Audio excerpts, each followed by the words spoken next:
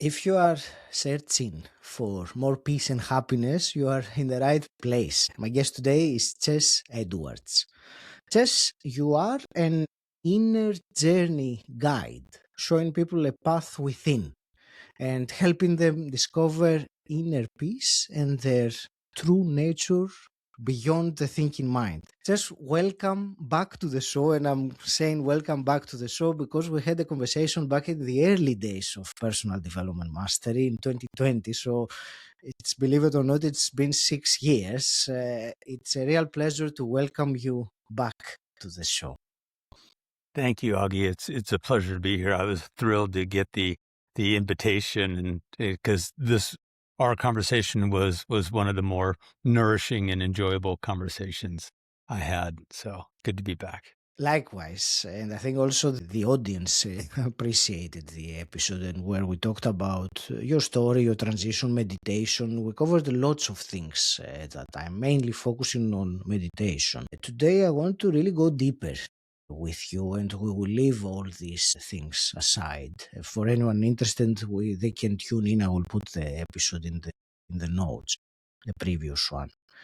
But what I would really like to discuss and go deeper with you today is inner peace. I will call it like that, inner peace. I think we all have an idea of what it means. Some have experienced it, or perhaps for moments. So this is, let's say, the frame that I want to use in our conversation. That inner stillness, that inner peace, and the power it has when one lives their daily life. I don't mean in settings of meditation where someone is sitting down and feels the stillness. I mean practically on the life that we live in with all these things that are happening, especially these times. Why should someone really invest a time and effort in gaining that, and what would they gain? So this is my preface, really. So I don't know if you want to start with any comment about what I have said so far before we dive deep. Well, I'm just glad that that's where we want to go today, because in my own personal journey and in the journey of guiding many others, ultimately that's what we're doing. We're discovering that what we call inner peace is the essence of our being. It doesn't come and go. It's not a state of mind that comes and goes. It's the essence of our being, the nature of our being beyond the thoughts that come and go, prior to the thoughts that come and go. And analogies help a lot. So I think of inner peace as like a pond, and the surface of the pond is the mind. And the mind can get pretty disturbed with ripples and waves and such. Yes. And we can learn to stop creating that disturbance at the surface. And then the mind ends up being more of a reflection or an attunement of what's underneath the surface. Like under the surface of the pond, it's calm. And if we stop disturbing the mind so much, that calm is known at the level of mind as well. But inner peace is not a state of mind. It is the essence of our being. I will repeat that. I like that very much, that inner peace is not a state of mind. It is the essence of our being. So that is the essence of our being. So let's go more into that. And actually, I will bring it perhaps back a little bit. Maybe I think it is relevant and do it a little bit more relatable rather than going into the, many people are searching. I mentioned in the very beginning, we talked about peace and happiness. Many people are searching for these elements in their life, so some freedom. However, most struggle to achieve it. And I suppose one reason for that is that the majority of that seeking is done outwards. So they're looking at stuff outside, whatever that might be. Let's start by, what is it that keeps people looking for happiness, looking for peace outwards, despite, I suppose, they know to some level that they're not going to find it there, but still they keep on doing it, whether it is seminars, whether it is whatever it is that they keep on doing, looking afterwards. I would say primarily it is simply that they have either never or rarely or maybe only very temporarily connected to and recognized the essential piece of their being and named it as themselves. So if I don't have an identity, if you will, a sense of self that is known, that is awakened as peace that is unwavering. If I don't know that, then what's the only identity I have? It's the constructed identity, the ego identity, full of the conditioning and the programming and the shoulds and the shouldn'ts, and all the things I've been told about what I need to do in order to be loved and accepted and belong. So if I don't know the true self, the only self I have is the egoic self, the construct. And that self does not have a sense of peace within it, because an ego identity is constantly shifting, changing, transforming, imagining greatness, imagining failure, imagining winning, imagining losing. It's always active in that regard. So if that egoic identity is always in a state of kind of activity and noise, narrative, then of course it would go outward to find peace, because it certainly doesn't think it's within, because the only within it knows is its own ego identity. It doesn't know the true within, the true peace within. So if it doesn't know that, it doesn't even know to go inside to seek it. It's constantly either trying to tame itself, well, good luck with that, or to create the external world that is, conducive to a sense of peace. Which is, it's nice to think about something like that, but it probably doesn't exist to create the external environment in such, at least for the life that most people live.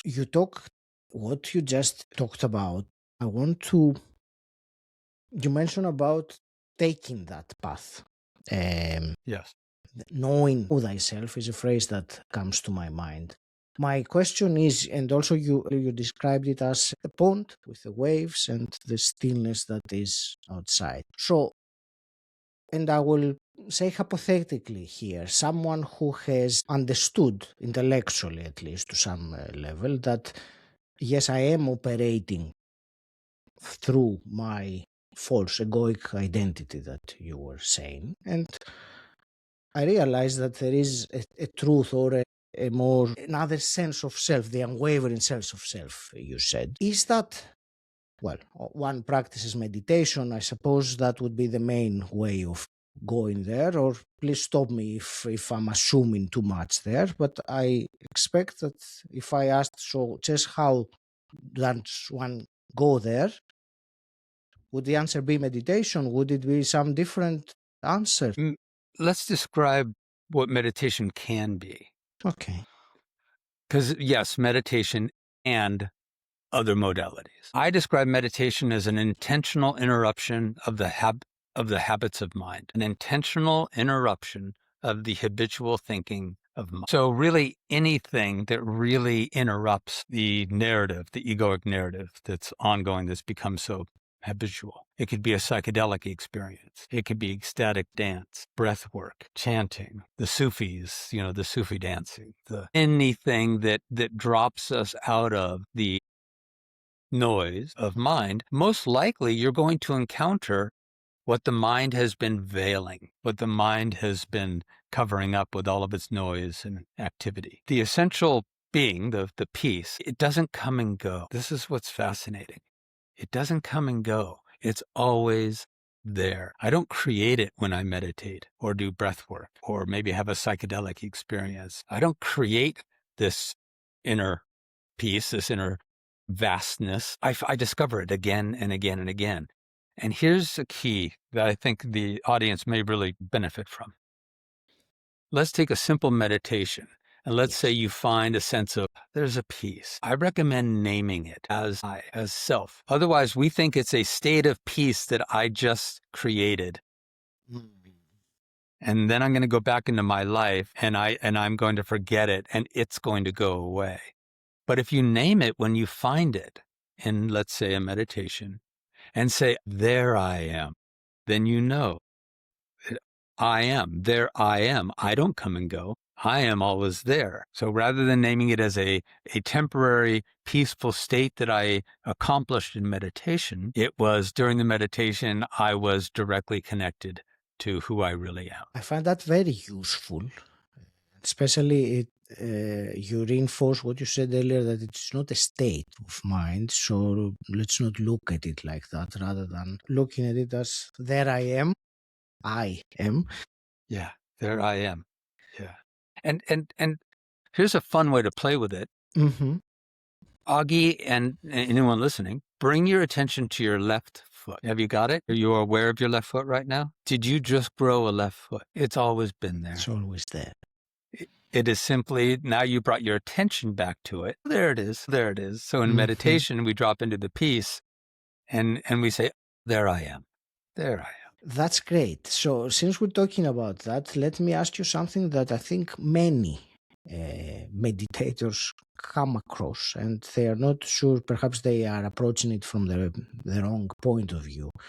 What you said, and I like the intentional interruption of the habitual mind while you meditate. And then many people's experience, and mine also, it happens more often than I would like to admit, that when I intentionally interrupt this habitual mind, after a very short time, the habitual mind goes back into, what the habitual mind does. Yes.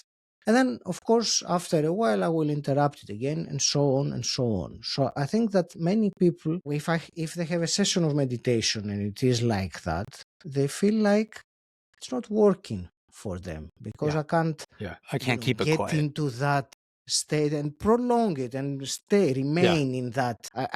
Now I realize that I use the word state, and it makes me also reflect on my own way of perceiving this. So, yeah.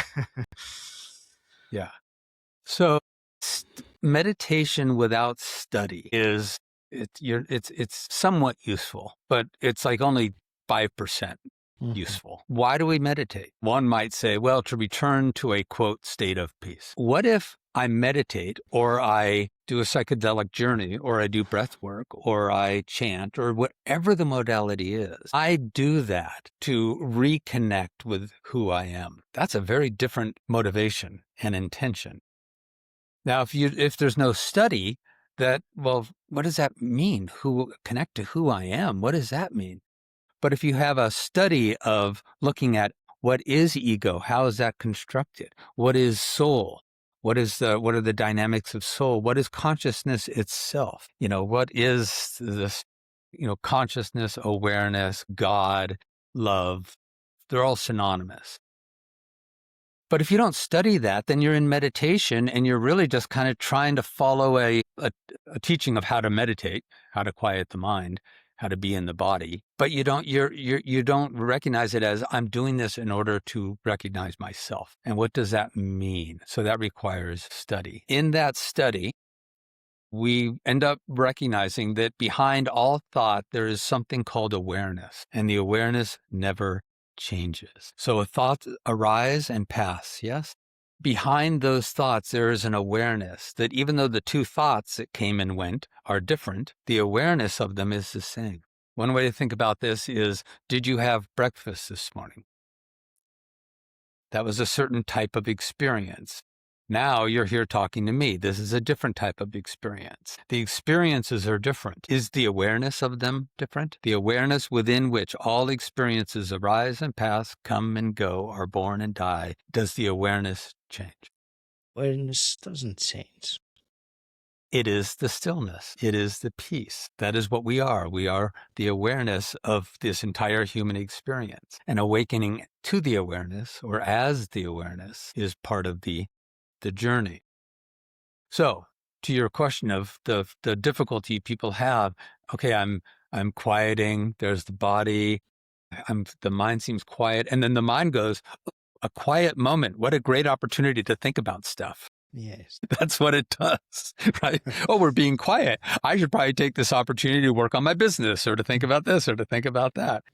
So what I recommend, what I point to, is the inquiry, which is, there's my mind again. What is aware of that? I am aware of that. I am the stillness behind the mind's activity. The sequence is, there's my mind. Be curious about it, kind of laugh at it, if you will, and then ask, and what is aware of this thought? What is the medium? What is the space within which this thought is arising and will pass?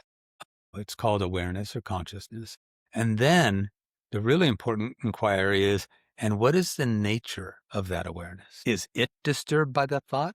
Or is it just the body of consciousness in a state of stillness, or in its truth of stillness, allowing for every thought to come and go, and then to realize, oh, I am that. I'm not the thought that comes and goes. I am the stillness of awareness behind it. Does that resonate? Does that make sense to kind of be able to witness the thought from a state of truth? It does. It also, I think it is useful because you used earlier the phrase, there I am, and now you use the phrase, there's my mind again. So I think it is a very practical, if I can use that word, way to put some kind of better understanding in these experiences. And by these words that we use, it changes the way we see it. That's what right. resonated from. Yeah. And you were saying about study earlier, and of course I understand the importance of having some intellectual understanding in order to then be able to understand what you're experiencing. It is, I suppose, downside or the danger for some people is that they remain in that studying, in that process of the mental, the intellectual understanding of all these things, Right. rather than the experiential bit. So I think both of them are necessary, especially the experiential, the feeling it in the body rather than reading about it. You can study very, very much, but that is not what we're talking about. And the study helps us then to really name that truth. That's why it's such a critical part, is to say, oh, I've done these in my studies. I recognize that there is a eternal stillness, a oneness that we all are, that we often call peace or love. And we only call it that because it's in reference to how we often feel, which is anxious or uncertain. So when we find the truth of our being, we might call it peace or love, but the stillness wouldn't call itself that. It wouldn't call itself anything. So yeah, the experiential practice is in addition to the study, and the study is necessary because you need to recognize that what you're encountering isn't a state, it is the self, the truest self. So and analogies help a lot. Augie. So for instance, when I'm saying what is the awareness behind the thought, and the awareness is at peace, I'm sure when I first heard those words, they went right over my head. I had no idea what these meant. But then I'm given an analogy by one of my teachers, which is a movie screen in a movie. The movie keeps changing, but the screen doesn't change. And the screen isn't disturbed by the nature of the movie. So even if your thoughts are agitated or even disturbing, or just, it's only disturbing to the mind. The movie screen isn't disturbed in saying, oh, I hate this movie. Oh, not this movie again. Oh, whenever this movie's playing, I'm in pain. The movie screen says, okay, fascinating. Now it's a horror flick. Oh, now it's a comedy. Now it's not. And if you played a movie of a forest fire, would the screen burn? No. If you played a movie of a flood, would the screen get wet? No. So it helps, I know, in my meditations and in my walks or any time that I choose to inquire, hey, what's really happening here? What's the nature of my reality? Anytime I do that, it's helpful to have these analogies to go, oh, the essence of my being is like this movie screen. It's always at peace and it's always allowing. What plays on the movie screen is transient and not who I am. Very useful to have that as a metaphor, as an image of the screen that is unchanging, where everything else changes there. And apparently it looks like everything changes, but it's very useful analogy. Most of us are trying to get the movie to stay the same. We're trying to get the movie to behave. Well, one, that doesn't give us a full experience of life. And two, it's the definition of suffering. I need to get the world out there to behave. I need to get all the people that I have relationships with to behave. And then I need to get my own inner dialogue and narrative to finally be completely free of old programming and conditioning before I can be free, before I can be happy. Well, that's not going to happen. Thank you. And just let me ask you now, about the role of guidance in this path. I read somewhere you were saying that we need to be shown this inner way. So I wanted to ask you the role of the guidance and whether, let's say, someone listening is on the, I will call it broadly, the spiritual path. Yeah. Is there someone who is the guidance, the role of a guide? Is that for anyone? Is that for someone in a certain, step in that path? So I would Yeah. really like to hear your thoughts about that, since that's what you do. I think the first thing to recognize about a guide, a teacher, if you will, no guide and no teacher can hand you truth. They can help point you to the truth of you. And that's massively important to recognize that the teacher isn't there to imbue you with the stillness or the peace. It's to help you get out of your own way. It's to help you with tools and techniques and processes and self-inquiries that are going to keep pointing you back to your truth, back to your truth, back to your truth. And I liken it to, because I come from that background of guiding in the Himalayas. So I like the analogy of a mountain guide. Mm-hmm. The mountain guide can't really put you just on top of the mountain unless you have skills yourself. A good guide is somebody who has actually been down the same path and then has chosen to come back and guide others walking down that path and say, hey, I've been down here a bit. I have a sense of how you might navigate. We got some difficult terrain coming up. Your ego's going to fight back. You're going to fall back into the dream of self. Let me help give you some tools and some guidance of how to make it through that. So I think anything that we want to become more masterful at, and why wouldn't we want to become more masterful at living this precious life and being the best version of ourselves we can possibly be? Anyone who's desiring to master something is going to typically get teachers. If a friend came to you and said, hey, I play piano, and you're like, yeah, I think I want to become a concert pianist. You would say, wow, I know you play a little piano, but now you're a concert pianist. Who are you going to study with? Mm-hmm. And what if that person went, oh, study? Oh, no, I'm sure I'll figure it out. It wouldn't make a lot of sense. Mm. So a guide is there to help with the nuance and to dispel and to help you meet all the ways the ego is going to defend its authority. Since you said that it really comes up as a question, give us a couple of these common ways that the ego defends itself in that case, because I think for many, they go unnoticed. So it would be nice to have an idea of this is really what is happening. One of the common ones is, I don't need this. I'll figure it out on my own. I don't need a guide. I don't need a deep meditation practice. I certainly don't need devotion or commitment or discipline. Those words, when I was young, devotion, commitment, and discipline, those were just horrendous words. It was like, oh God, that felt like it was going to be restricting my freedom greatly. Well, now they're the most liberating words I know. So one of the ego defenses is to jump from modality to modality to modality without truly taking the time to go deeply into whatever journey, whatever path you're on that's leading you within to the truth of your being. The ego mind will say this doesn't work. It's boring. I don't understand it, and therefore it must be useless. It would be like going to a country. Okay, I'm going to go to Italy. I've never been to Italy. And then crossing into Italy, and within 3 days, going, well, this is stupid. I can't converse with anybody. I'm not learning the language. I don't know how any of this operates. Everything's foreign to me. I don't know how to get around. I'm going home. I'm leaving. Mm-hmm. Instead of giving myself the time, the years to be in Italy and learn how to understand the beauty and the nuance and the language of Italy. It's the same thing when we go to discover our true self.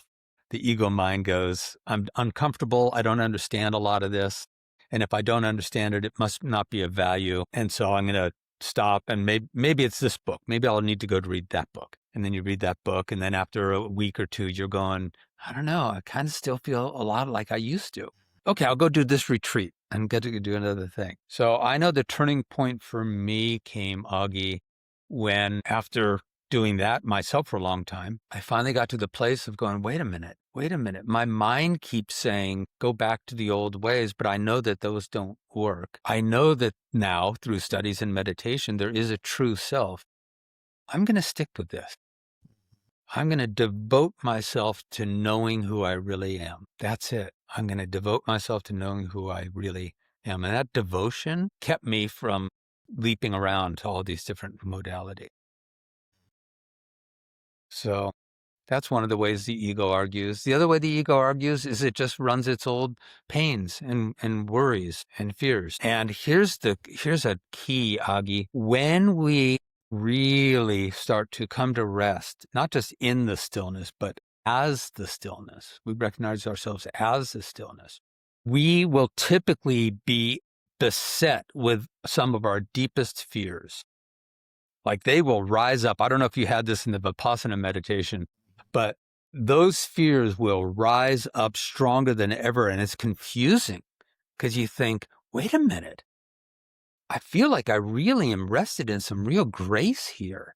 Why do I feel such fear and doubt and self-deprecation and all that? And it's because those deeper wounds, those deeper conditionings, they're like wounded children. They finally recognize that there's a stable adult in the house. They finally recognize there's truth, there's love, there's grace that has been awakened. And so they start arising so that they can be met and held and healed. So we come to recognize that it's not when those feelings arise to say, oh, this isn't working, I need to go try something else. It's when they arise to go, oh, yay, this is working, because I now don't need to run away from these feelings or try to make them go away.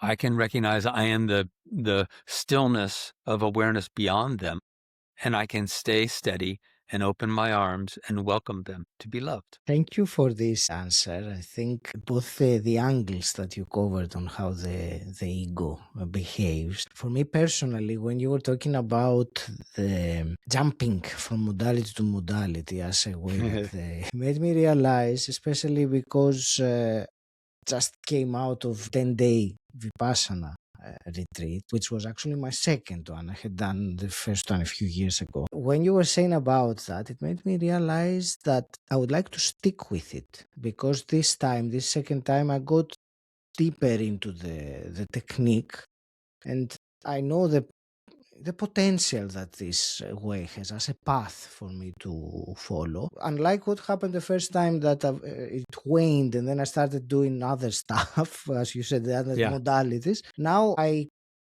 am even more committed, and I like you were saying about devotion and discipline and that negative color that many people have towards those words, like it is something restrictive, where in fact it is liberating when you look at it in the proper way. So thank you for these practicalities that you shared just now, Jess. And there can be various modalities that all point to the same thing. You know, it's I think mainly when I say don't jump as much from modalities, it's more get clear on what any modality you're pursuing, get clear on what its purpose is. Mm-hmm. For me, the most foundational and important purpose is to know thyself, is to awaken the essence of being, the truth of being. So I might do that through a Vipassana retreat. I might do that through a dark retreat. I might do that through my studies, my meditations. So it's okay to do or read a different book. I can do all these things, but I'm never abandoning. This is the key. Yes. I'm never abandoning the key journey, which is to know the essential nature of my being beyond this temporary human experience. So like I did a Vipassana retreat, and I then tried to follow that, for a period of time to do the recommended meditations, and I didn't like it. It wasn't the modality for me. So I then found the modalities that do work for me, but they all have the exact same thing. which is stay put, don't budge from the truth of your being, and see how you can live life from there. Techniques can be different, but the end goal is the same, the end of the path. There might be different paths, but they all lead to the truth, what you were describing, or nature, To know thyself. true nature. Know thyself, To know the yes. true nature. Yeah, exactly. Well, as I'm going to start wrapping up this fascinating conversation. First of all, I reviewed our first conversation. I'm really grateful that we really went deeper now, and I think that was useful and very pertinent. And I believe that someone who has listened to us so far has already gained some things that they can at least look differently or hopefully do differently from now on. I would like to ask, of course, where is it that you want to direct the listener that wants to find out more about you? So my main work is what I call the direct path, and that's different than the indirect path. So imagine an acorn of an oak tree, the acorn sitting underneath a sidewalk. It can't get any water, can't get any nourishment, so it doesn't grow. That acorn is like our true nature, and the sidewalk is the ego identity. In the indirect path, the feeling is that entire sidewalk needs to be jackhammered away. We need to get rid of all the old conditioning, all the old programming, all the trauma, all the wounding. We need to get rid of all of that before we can finally be free to grow and express as who we really are. Yes. But in this analogy, it's like, no, just crack the sidewalk. With your studies, with your Vipassana retreat, with your meditation, get enough cracks in the illusion so that some truth, water, can get down to the acorn. You start nourishing that acorn, you don't have to worry about jackhammering that sidewalk out of the way. The truth of you is going to blossom, and it's going to take care of business. So that's the main work I do, the direct path to awaken the true love that we are. And then that really ends up taking care of everything. My website is the best way to get a hold of me is chessedwards.com. And the main offering I have right now is I regularly do a 5-day challenge called Rise and Thrive. And it's a pattern interrupt and reset challenge.